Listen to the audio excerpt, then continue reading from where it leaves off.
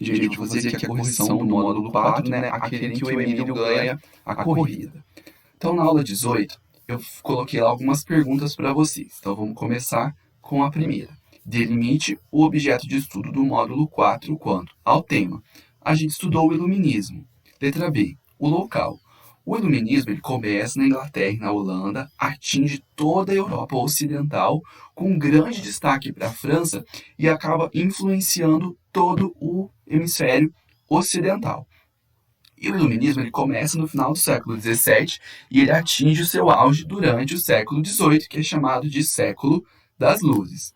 A segunda questão perguntava quais instrumentos, entre aspas, para a compreensão da natureza e da sociedade os iluministas defendiam como mais adequados. É, como mais adequados.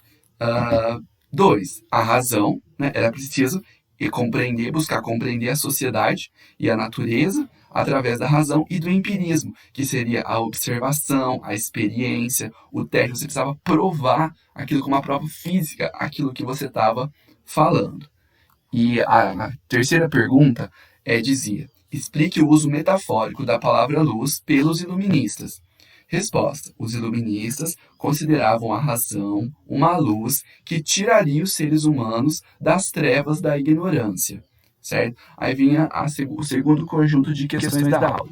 Explique de que forma cada um dos processos históricos abaixo contribuiu para a eclosão do iluminismo. Gente, não tem uma resposta certa aqui especificamente, certo? Uma palavra certa. É mais do que vocês entenderam de cada um desses aspectos que eu coloquei lá no vídeo. Então, letra A, Renascença. A Renascença ela vai ser um movimento laico aí que vai dar início ao processo de compreensão do mundo de forma racional. Até o começo da Renascença, a questão religiosa no continente europeu era a principal e quase que única forma de explicar o mundo. Letra B, racionalismo. Certo? O racionalismo ele influenciou os iluministas a buscarem validar o conhecimento através de reflexões racionais. Era preciso utilizar a razão para buscar chegar a um conhecimento, certo? Não era só dizer tal e coisa. Era preciso desenvolver um raciocínio lógico para poder chegar ao conhecimento verdadeiro. Letra C, o empirismo. Influenciou os iluministas a buscarem validar o conhecimento através da realização de experiências e testes para provar a sua validade. Então não bastava dizer, não bastava criar um raciocínio lógico, era preciso provar com testes, com experiências, com observações que aquilo que você estava propondo como verdade era realmente verdadeiro. Letra D, o avanço das ciências. As ciências elas mostraram como as atividades científicas trouxeram benefícios práticos para os seres humanos daquele período. Então a ciência ela deu uma avançada, né, com o Renascimento, o empirismo, o racionalismo, e isso trouxe benefícios para os seres humanos daquele período, e as pessoas começaram a ver que a ciência era uma coisa positiva, pelo menos uma parcela da sociedade. E a reforma protestante, como contribuiu? Nos reinos protestantes havia maior liberdade para os filósofos naturais, que eram como os cientistas eram chamados naquele momento, fazerem suas pesquisas científicas. Então, enquanto nos reinos cristãos, católicos, a igreja perseguia alguns religiosos, alguns cientistas, como foi o caso do Galileu, nos reinos católicos, nos reinos cristãos protestantes, os reinos não davam muita bola, assim, deixavam os cientistas, os filósofos naturais fazer as pesquisas deles lá.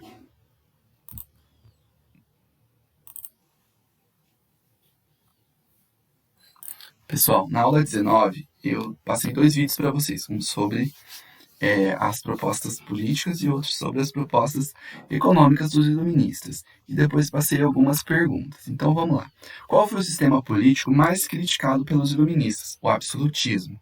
Eles eram muito críticos desse sistema. E todos eles colocaram propostas. Já que não serve o absolutismo, o que colocar no lugar?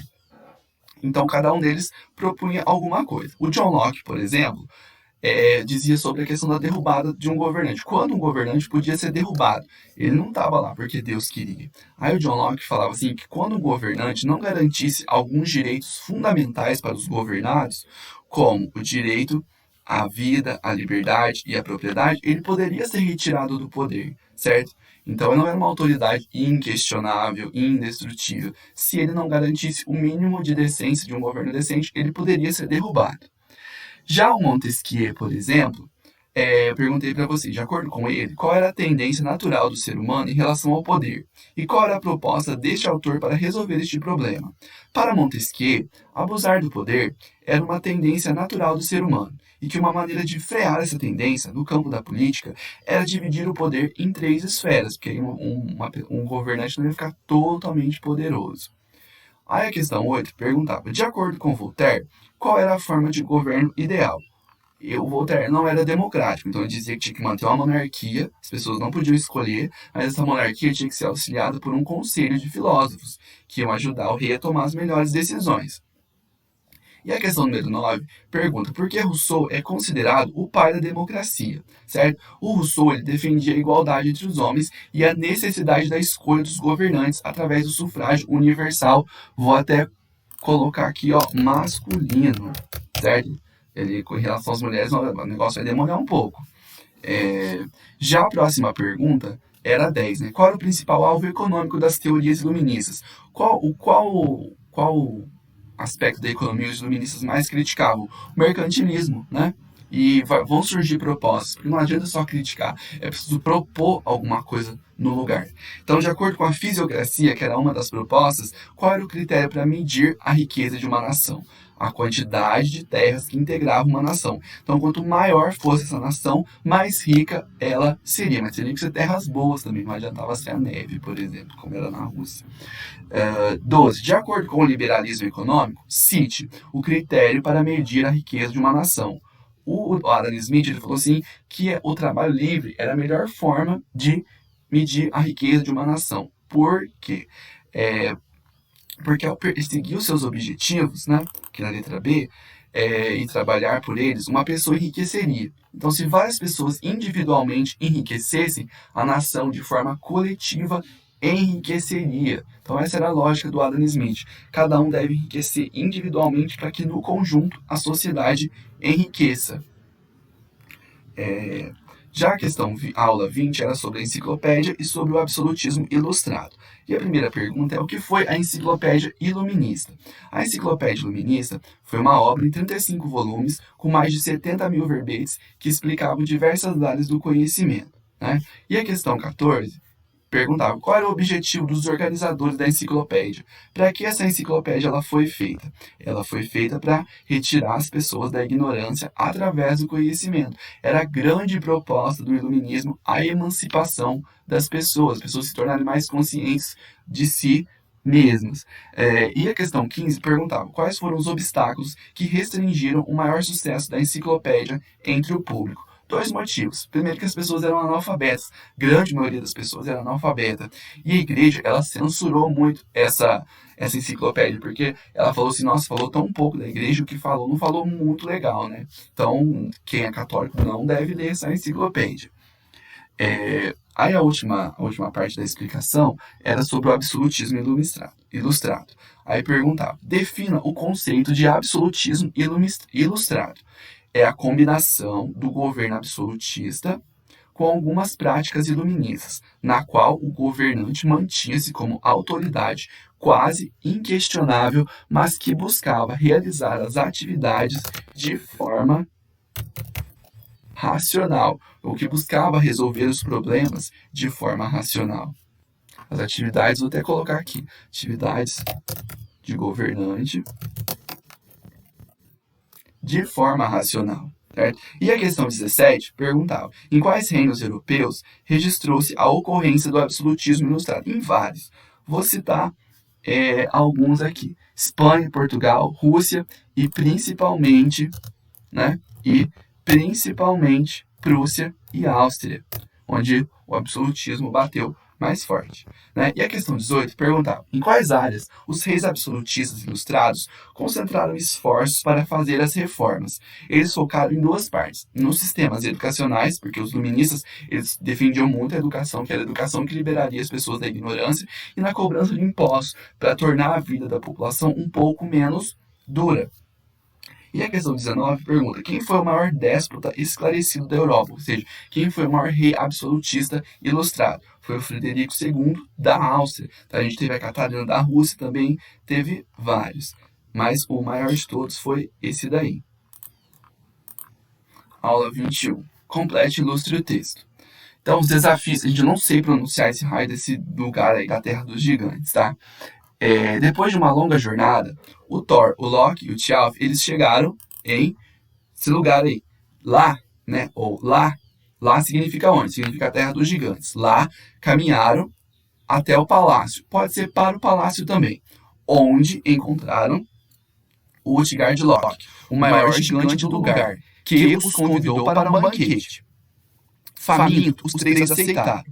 Contudo, para poderem desfrutar deste belo banquete oferecido pelo gigante, cada um dos três deveria se submeter a um desafio. Aqui no contudo pode ser mais, pode ser porém, mas contudo é uma palavra mais bonita. Vamos começar a usar palavras bonitas para colocar no texto. Loki, sempre muito sagaz, afirmou que o único desafio que poderia aceitar no momento seria o de devorar aquele banquete que saltava aos olhos de tão apetitoso. Loki, um gigante que estava presente, aceitou o desafio. Apesar de Loki ter rapidamente comido toda a carne que lhe foi ordenado como tarefa, perdeu o desafio, pois Loki, além de devorar toda a carne, comeu os ossos e a bandeja antes do deus da trapaça.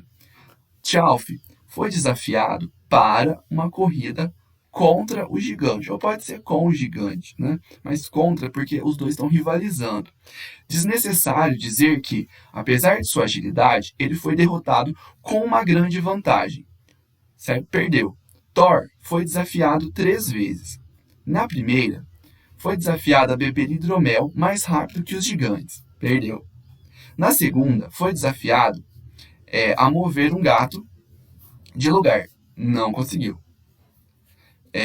Na terceira, desafiou uma velha giganta para lutar. Foi derrotado. Na manhã seguinte, já de saída para Asgard, porque deu tudo errado, né? O gigante Utgard-Loki revelou o motivo de todas as derrotas dos 3 amigos. Os adversários de Loki e Thjalf foram, na verdade, o fogo, que consome tudo, e o pensamento, a coisa mais rápida.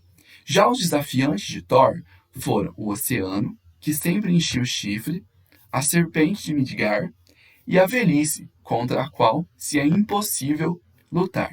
Tá? Então, gente, essas são as palavras que vocês colocaram. Como eu falei, às vezes dá para colocar uma outra palavra, mas às vezes não tem só uma palavra que encaixa ali. Essa foi uma possibilidade. O que importa é que a palavra que você colocou dá o mesmo sentido que a palavra que eu coloquei aqui. Então, vamos para o desenho, né? Aqui no desenho, a parte que está grifada é perdeu. Né? Perdeu. E aí? Eu preciso pensar naquelas 4 perguntas, né? Onde que eles estão?